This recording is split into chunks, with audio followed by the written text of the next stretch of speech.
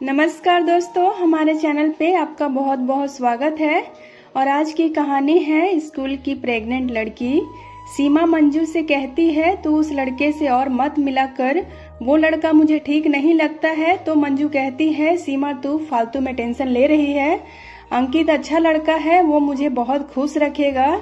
मंजू सीमा की बात टाल दी। मंजू 12वीं क्लास में पढ़ती है और सीमा भी मंजू के साथ ही पढ़ती है। मंजू और सीमा बेस्ट फ्रेंड है, लेकिन पिछले कुछ दिनों से मंजू का मन कहीं और है। दरअसल पिछले 6 महीने से एक लड़का मंजू का पीछा कर रहा है। वो कई बार मंजू से मिलने की कोशिश भी कर चुका है और फिर एक दिन अंकित मंजू से कहता है, हेलो मंजू, मेरा नाम अंकित है और तुम मुझे बहुत अच्छी लगती हो, क्या तुम मुझसे दोस्ती करोगी? तो मंजू कहती है नहीं, मैं किसी अनजान लड़के से दोस्ती नहीं करती। और ये बोलकर मंजू ने कई बार अंकित को टाल दिया था, लेकिन अंकित हार मानने के लिए तैयार नहीं था। वो हर दिन स्कूल के बाहर आकर खड़ा रहता था, लेकिन सीमा को ये बात बिल्कुल भी अच्छी नहीं लगती थी। सीमा मंजू से कहती, देख देख वो लड़का कैसे लोफड़ की तरह स्कूल के बाहर खड़ा है, लगता है कोई काम धंधा नहीं है उसके पास। और ऐसे ही दिन बीत रहे थे। इतने में वैलेंटाइंस डे आ गया। मंजू स्कूल से निकली ही थी कि तभी अंकित आकर अपने घुटनों पर बैठ गया और हाथ में गुलाब लेकर कहा, मंजू आई लव यू, तुम मेरी गर्लफ्रेंड बन जाओ। और बस यहीं पर मंजू पिघल गई और उसने गुलाब ले लिया और कहा, मैं सोच कर बताऊंगी। फिर शाम को सीमा ने मंजू से कहा, मंजू तूने उससे गुलाब क्यों ले लिया, वो बेकार में उल्टा सीधा सोचेगा तेरे बारे में। तो मंजू कहती है, सीमा वो लड़का इतना भी बुरा नहीं है, शायद उसे एक मौका देना चाहिए। तो सीमा कहती है, नहीं मंजू, मुझे तो वो लड़का बिल्कुल भी अच्छा नहीं लगता, तू उसे मना कर दे। इस पर मंजू कहती है, मुझे तो लगता है तू मुझसे जलती है, क्योंकि उसने तुझे नहीं बल्कि मुझे प्रपोज किया है। और यह सुनकर सीमा चुप हो गई और उसने आगे कुछ नहीं कहा। और फिर अगले ही दिन मंजू ने अंकित को हाँ कर दिया और दोनों सिनेमा देखने चले गए। मंजू ने क्लास जाना बंद कर दिया और फिर टीचर ने अटेंडेंस लेते वक्त सीमा से पूछा, तुम्हारी दोस्त मंजू कहाँ है? तो सीमा ने कहा, वो मैडम उसकी तबीयत ठीक नहीं है, इसलिए आज स्कूल नहीं आई। सीमा ने मंजू को बचाने के लिए झूठ बोल दिया था और उधर मंजू अंकित के प्यार में पिघलने लगी थी और हर दिन वह स्कूल बंद करने लगी। फिर सीमा ने सोचा, मुझे उस अंकित के बारे में पता लगाना ही होगा। अगले दिन अंकित मंजू को एक पार्क में ले गया और शाम को मंजू को वापस घर भी छोड़ दिया। और उसके बाद सीमा अंकित का पीछा करने लगी। अंकित पहले तो एक बार में गया और वहां से शराब लेकर अपने दोस्तों के पास गया और दोस्तों के साथ हंसी मजाक करने लगा। अंकित का दोस्त कहता है, अंकित भाई तूने तो बहुत ही सुंदर लड़की को फंसा लिया है। तो अंकित कहता है, भाई उसके लिए बहुत पापड़ बेलने पड़े हैं। तो फिर उसके दोस्त कहते हैं, तेरा उसके साथ शादी का प्लान है क्या? तो अंकित कहता है, शादी? तू पागल है क्या? बस कुछ महीने उसके साथ मजे करूंगा और उसके बाद उसका दिल दुखा के मैं किसी और का हो जाऊंगा। तो इस पर अंकित का दोस्त कहता है, मान गए अंकित भाई, तू खिलाड़ी है। सीमा ये सब सुनकर चौंक गई और उसने अपने मन में सोचा, मैंने जैसा सोचा था वैसा ही लड़का है ये, गुंडा मवाली और लड़कियों के साथ खेलना इसकी फितरत है। मुझे अभी सब कुछ मंजू को बताना होगा। और यह सब सुनने के बाद सीमा वहां से भागने लगी, लेकिन वो भागते हुए किसी चीज से टकरा गई और उसे अंकित ने देख लिया। तभी अंकित कहता है, अरे ये तो मंजू की सहेली है और लगता है इसने हमारी बात सुन ली है और ये तो वैसे भी मुझे पसंद नहीं करती है और अगर इसने मंजू को सब कुछ बता दिया तो बहुत गड़बड़ हो जाएगी, इसलिए मुझे अभी कुछ करना होगा। अंकित ने तुरंत मंजू को कॉल लगाया और कहा, देखो ना मंजू, तुम्हारी सहेली सीमा मेरा पीछा कर रही है और मेरे पीछे पीछे मेरे घर तक आ गई और मुझे धमकाने लगी। और यह सब सुनने के बाद मंजू चौंक गई और कहती है, क्या इतनी हिम्मत हो गई है उसकी, उसे तो मैं अभी बताती हूँ। उधर सीमा दौड़ते हुए मंजू के पास आ गई, लेकिन उसे कुछ बताने से पहले ही मंजू ने गुस्से में कहा, सीमा तू अंकित का पीछा कर रही है? तो सीमा कहती है, हाँ मैंने किया था, लेकिन वो तेरे बारे में क्या सोचता है पहले वो सुन। मंजू कहती है, मुझे कुछ नहीं सुनना, तू पहले ही दिन से मुझे उसके खिलाफ भड़काने में लगी हुई है, तू निकल जा यहाँ से और आज से तेरी मेरी कोई दोस्ती नहीं है। मंजू ने बिना कुछ सुने ही सीमा को भगा दिया। सीमा चली गई और उसी रात अंकित चुपके से खिड़की से मंजू के कमरे में घुस आया और मंजू अंकित को देखने के बाद चौंक जाती है और पूछती है, तुम अचानक से यहाँ कैसे?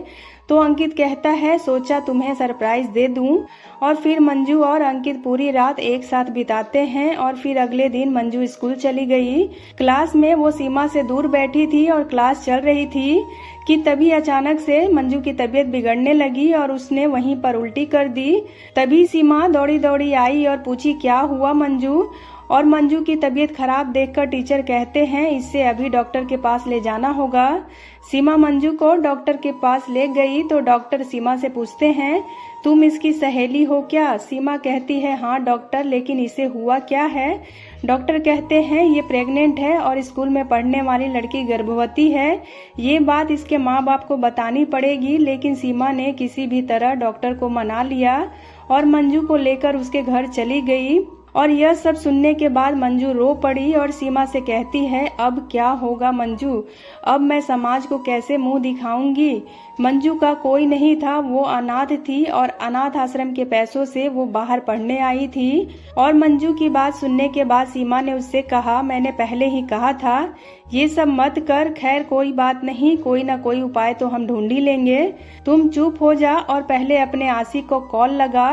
मंजू ने अंकित को कॉल लगाया और कॉल रिसीव करते ही अंकित ने कहा, अरे डार्लिंग क्या बात है, आज रात को फिर से आ जाऊं क्या? तो मंजू कहती है, अंकित मैं प्रेग्नेंट हूँ और तुम जल्दी से यहाँ आ जाओ। और इतना सुनकर अंकित ने फोन काट दिया। वो डर गया और उसने अपने दोस्तों को सब कुछ बता दिया।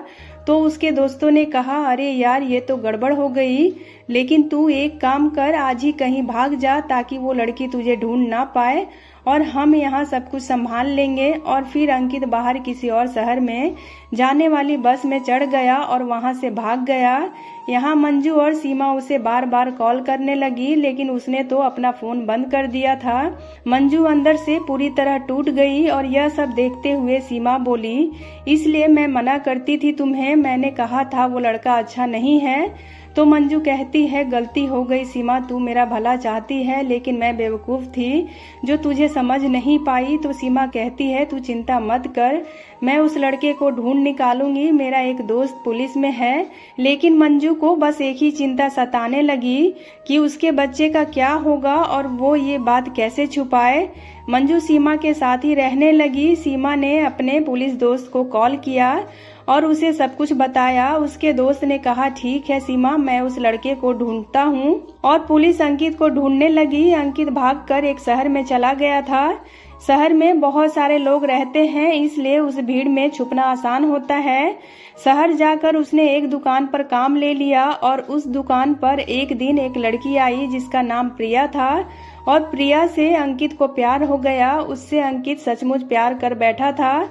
और इधर 3 महीने बीत गए। मंजू सीमा के साथ स्कूल जाने लगी, लेकिन उसका पेट थोड़ा थोड़ा फूलने लगा था। तो क्लास की बाकी लड़कियों ने मंजू से पूछा, मंजू तेरा पेट क्यों फूला हुआ है, तू प्रेग्नेंट है क्या?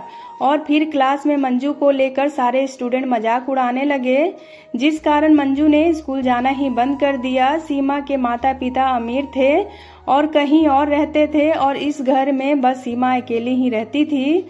और फिर मंजू भी उसके साथ ही रहने लगी, इसलिए बाहर किसी को मंजू के गर्भवती होने के बारे में पता नहीं चल पाया। लेकिन एक न एक दिन तो सबको पता चलना ही था।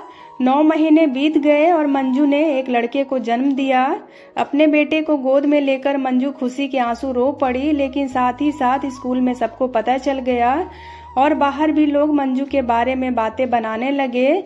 और फिर एक दिन आसपास के लोगों ने सीमा से कहा, ऐसी चरित्रहीन लड़की यहाँ नहीं रह सकती, इसलिए तुम उसे भगा दो। लेकिन सीमा ने सबको समझाने की कोशिश की। और उधर प्रिया के प्यार में अंकित पागल हो गया था। प्रिया ने अंकित से शादी करने का वादा किया था, लेकिन फिर एक दिन अंकित ने प्रिया को किसी और लड़के का हाथ पकड़कर घूमते हुए देख लिया और उसने प्रिया से कहा, प्रिया तुमने तो कहा था कि तुम सिर्फ मुझसे प्यार करती हो, लेकिन ये सब क्या है? तो प्रिया कहती है, जा छोटे घर के लड़के कहीं के, तूने मुझसे शादी करने का सपना भी देख लिया। ये शहर है और यहाँ ऐसा ही होता है, अब जा यहाँ से भाग जा। और यह सब देखने और सुनने के बाद अंकित का दिल टूट गया और वो एक नदी के किनारे जाकर बैठकर रोने लगा और तभी पुलिस ने उसे पकड़ लिया। पुलिस ने अंकित को बहुत मारा। अंकित बोला मुझे छोड़ दो साहब, मुझे छोड़ दो। तो पुलिस ने कहा एक लड़की को बर्बाद करके तू भाग रहा है और मैं तुझे छोड़ दूं? तो अंकित कहता है मुझसे गलती हो गई साहब, मुझे छोड़ दो। फिर पुलिस अंकित को लेकर मंजू के पास जाने लगी और उधर मंजू को सीमा के पड़ोसियों ने घर से निकाल दिया। सीमा तब स्कूल गई हुई थी, इसलिए वो कुछ नहीं कर पाई। मंजू अपने बेटे को लेकर रास्ते पर घूमने लगी और एक जगह आकर उसका सर चकरा गया और वो गिर कर बेहोश हो गई। उसका बेटा भी रास्ते में गिर गया। दूसरी ओर से एक गाड़ी उस बच्चे की ओर आने लगी और तभी पुलिस की गाड़ी वहां पहुंच गई और अंकित की नजर मंजू पर पड़ गई। अंकित भागते हुए, अरे ये तो मंजू है और इसका मतलब वो मेरा बेटा है, और ये क्या, वो गाड़ी तो उसी की ओर आ रही है, मुझे अपने बेटे को बचाना होगा। और इतना बोलकर अंकित ने दौड़ लगाई और सही समय पर छलांग लगाकर उसने अपने बेटे को बचा लिया। और फिर मंजू को भी होश आया तो उसने अंकित को देखा और उसे देखकर चौंक गई और फिर उसने गुस्से में बोला तुम यहाँ मेरा तमाशा देखने आए हो। और फिर मंजू ने गुस्से में एक जोरदार तमाचा अंकित के गालों पर लगा दिया। लेकिन तभी अंकित मंजू से माफी मांगने लगा, मुझे माफ कर दो मंजू, मुझसे बहुत बड़ी गलती हो गई और धोखा मिलने पर कैसा लगता है वो भी मैं समझ गया हूँ। मैं तुमसे शादी करने के लिए तैयार हूँ, हम दोनों मिलकर हमारे बेटे का ख्याल रखेंगे। अंकित अब पूरी तरह से बदल गया था। उसने मंजू से शादी कर ली और फिर मंजू को भी सम्मान मिला। अंकित काम पर जाने लगा और ऐसे ही दोनों अपने बेटे का ख्याल रखने लगे और धीरे धीरे सब कुछ ठीक हो गया और फिर दोनों खुशी खुशी जीने लगे। तो दोस्तों उम्मीद करती हूँ आपको आज की ये कहानी काफ़ी पसंद आई होगी। तो अगर आपको ये कहानी पसंद आए तो वीडियो को लाइक और चैनल को सब्सक्राइब करके बेल आइकन को प्रेस कर दें ताकि मेरी आने वाली वीडियोस की नोटिफिकेशन आपको मिलती रहे, और हो सके तो इसे अपने दोस्तों के साथ शेयर भी करें। और आपको ये कहानी कैसी लगी मुझे कमेंट करके ज़रूर बताएं। वीडियो में अंत तक बने रहने के लिए आपका बहुत बहुत धन्यवाद।